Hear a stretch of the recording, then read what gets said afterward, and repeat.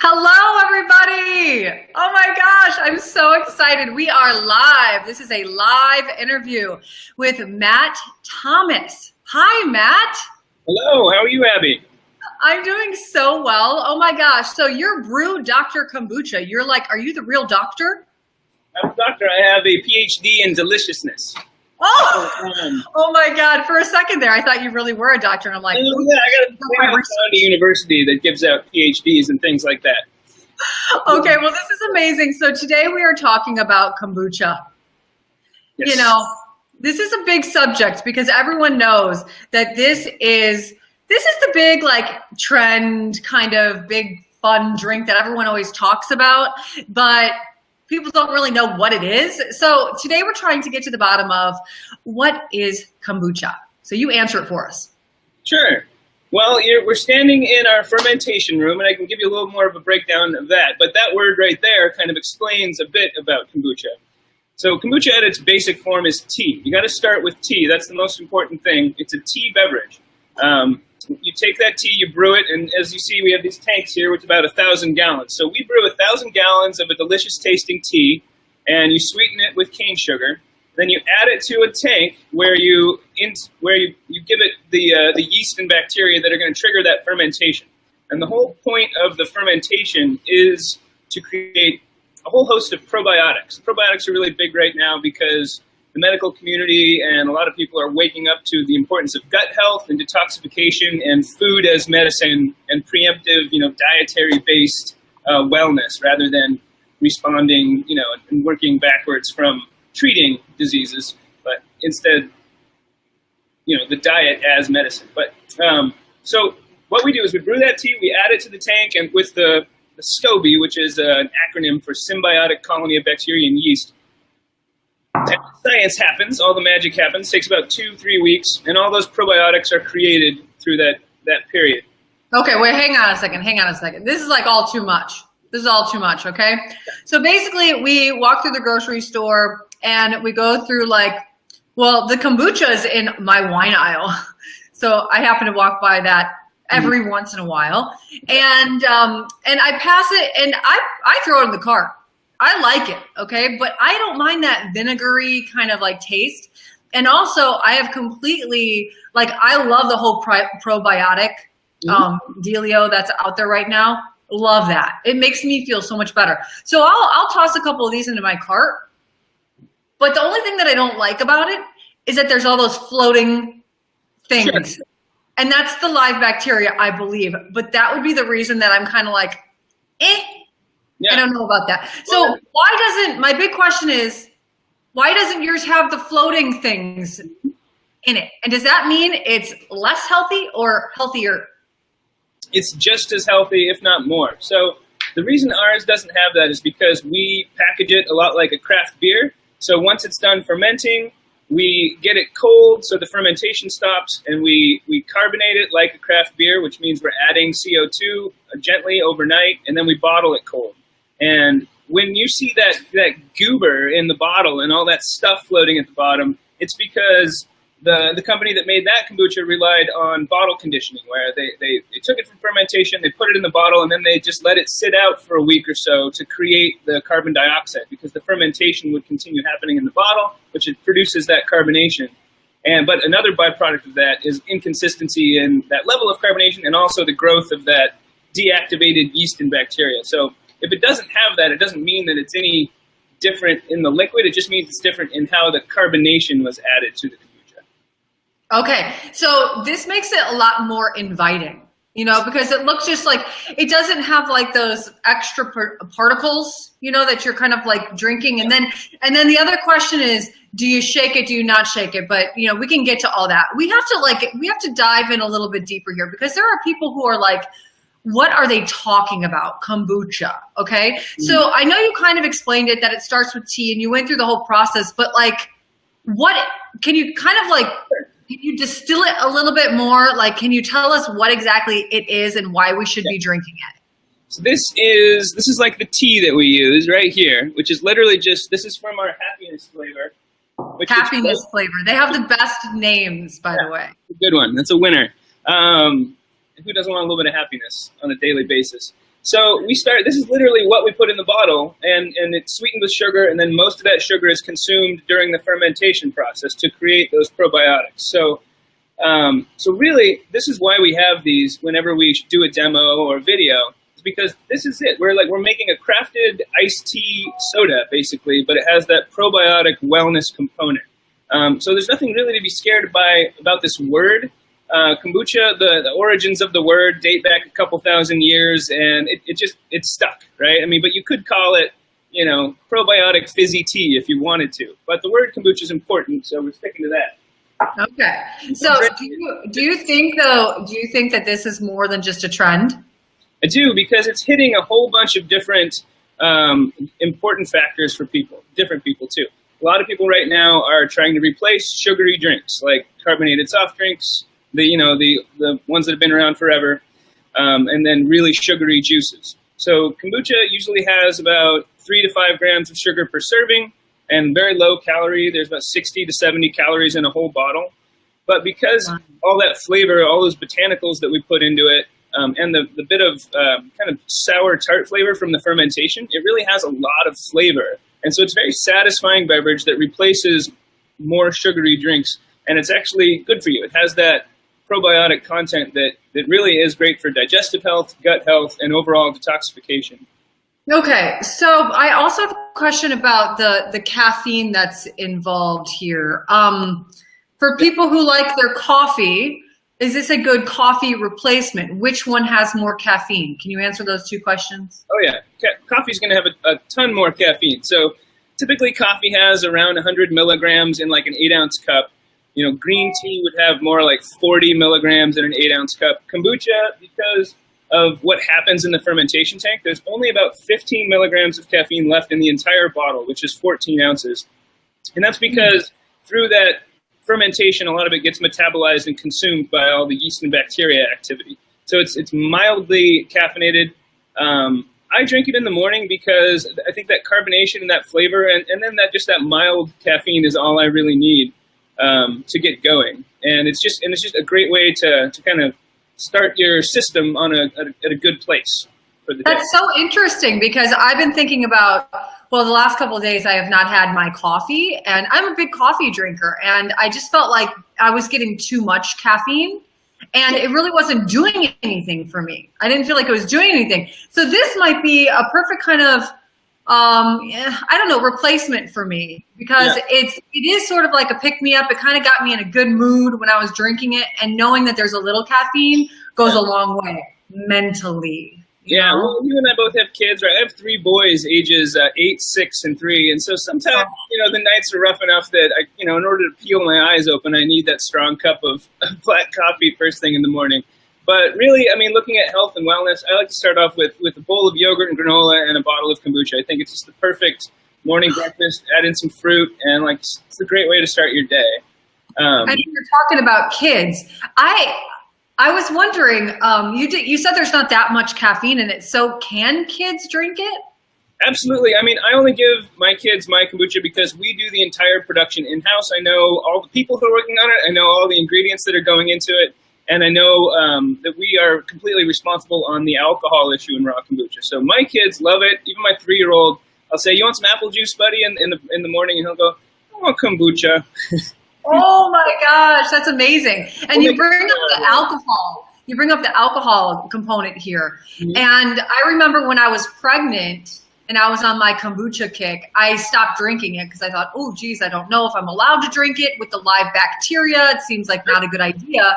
But what is it with your brand, BREW Dr. Kombucha, that you feel like that's different, or do you think that it's still kind of borderline unsafe for pregnancy? So yeah, I'll back up. At BREW Dr. Kombucha, we're committed to 2 things: authenticity in production, and then responsibility as far as label claims and what's in the bottle is what we're telling people is in the bottle. So, and with any fermentation, a byproduct of that is alcohol. And so we utilize a method actually of distillation where after it's done fermented, we put it through this vacuum still. That essentially, there's a lot of science involved, but it never gets heated past about 95 to 100 degrees.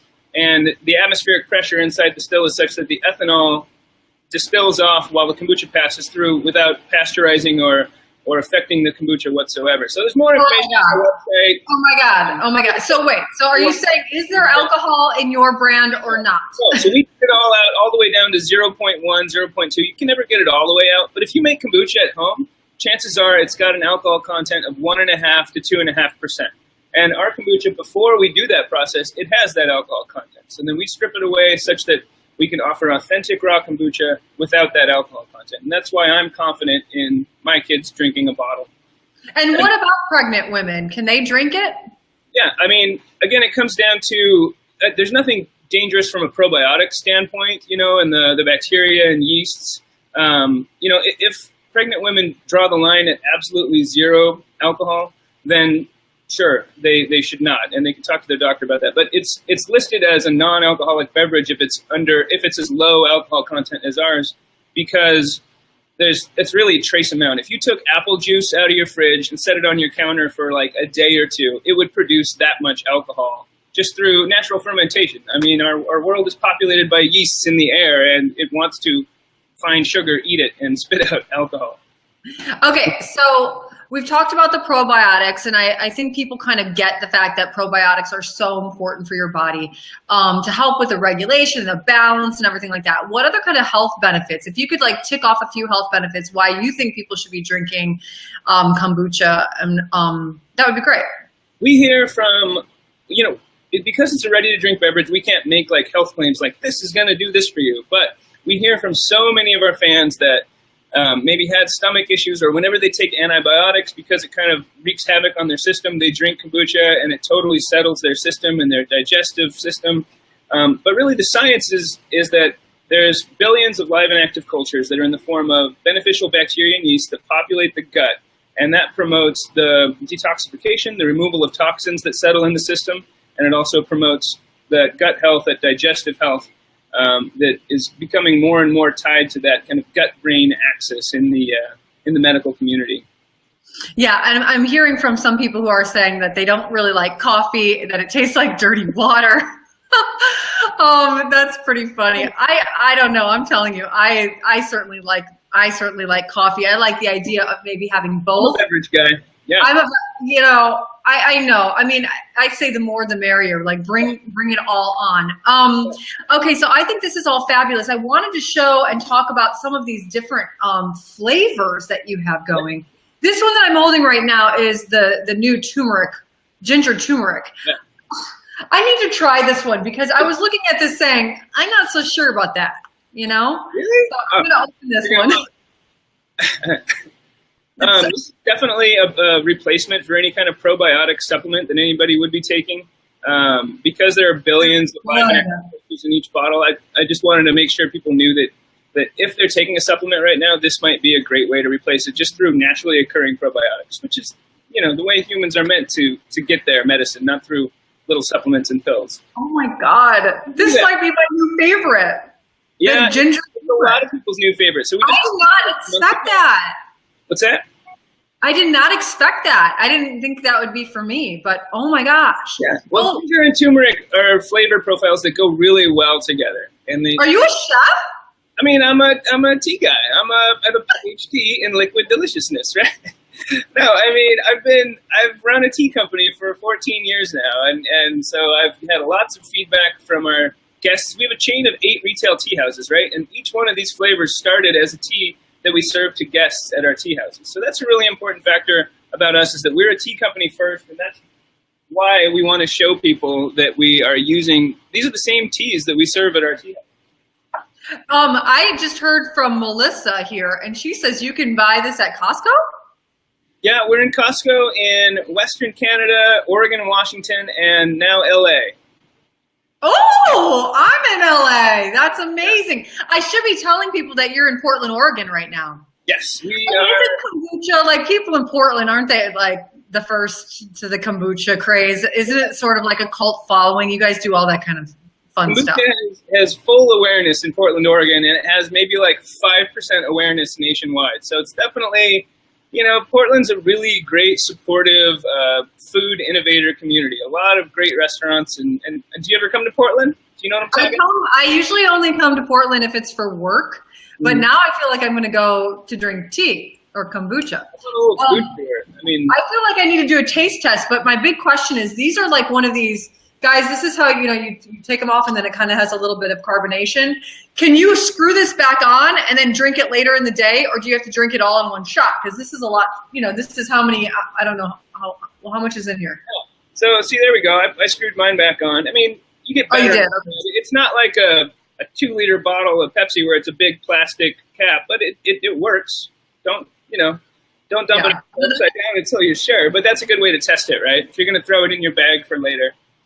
Okay, so yeah, it definitely twists back on, which is good because you want to.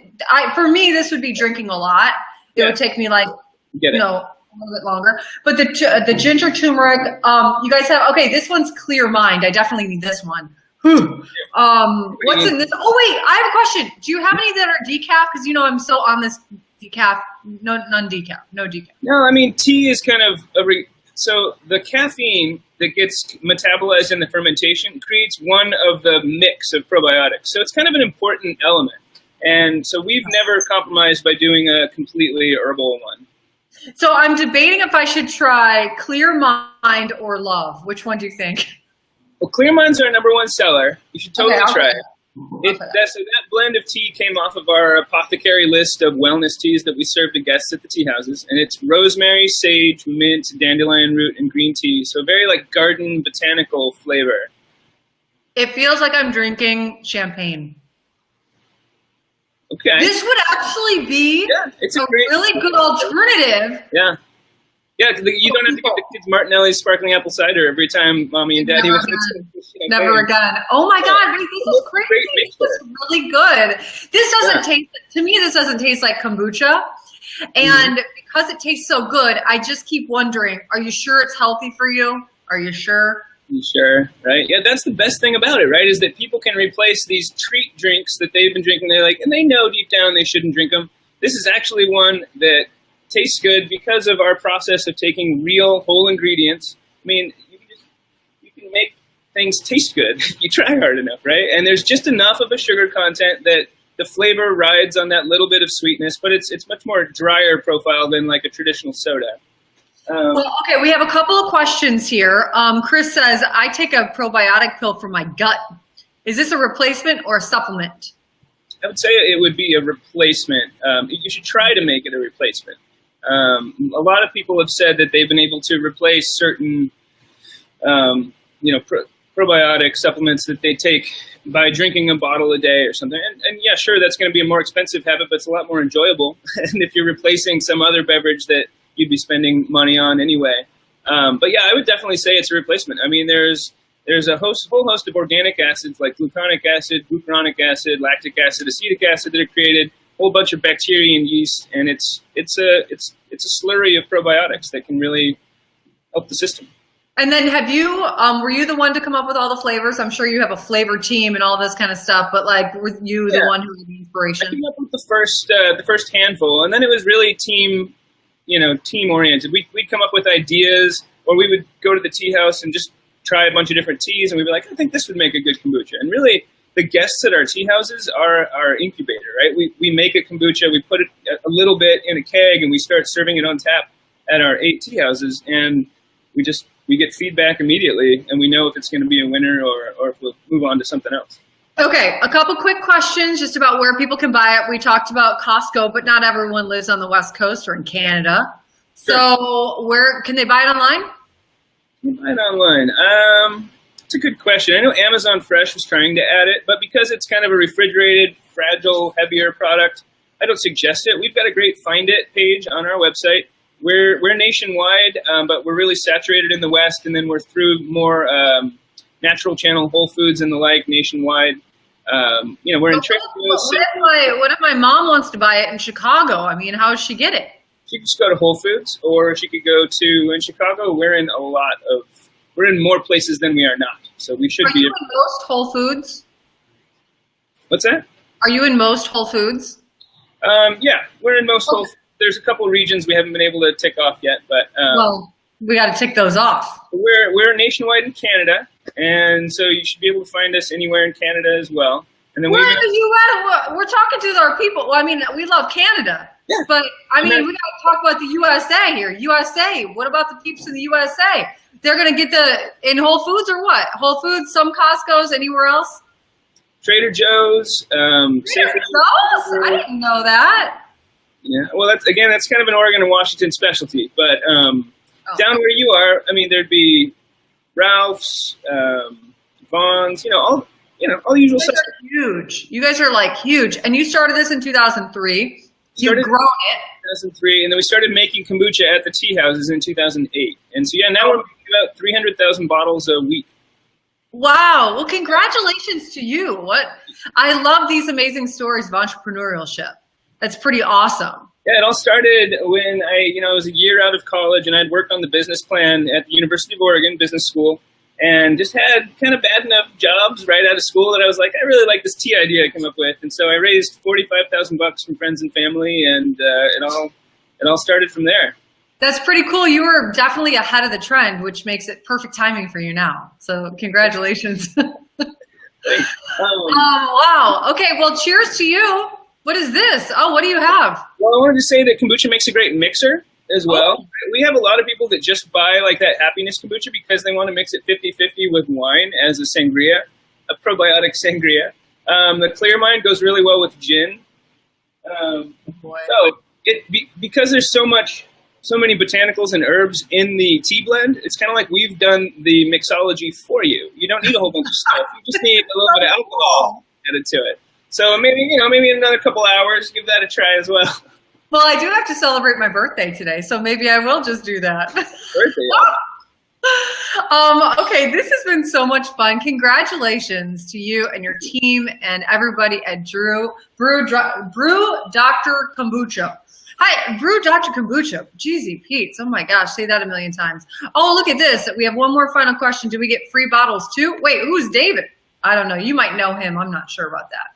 But anyway, okay, so thank you again. Oh my gosh, all these comments are rolling in. I feel like we can't stop. Okay, we have to stop.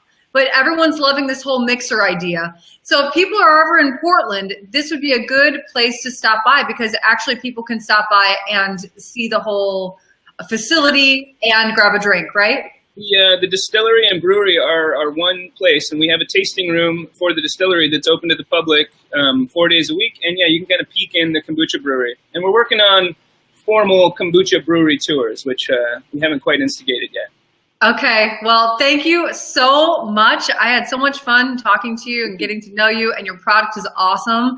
I'm trying to think if I haven't asked, the only thing I didn't ask you is are there any dangers? We kind of talked about whether it's safe or not, but is there a kind of kombucha that people should be kind of wary of? Well, keep it refrigerated because otherwise you're going to end up with like a fountain of carbonation because it's raw and unpasteurized.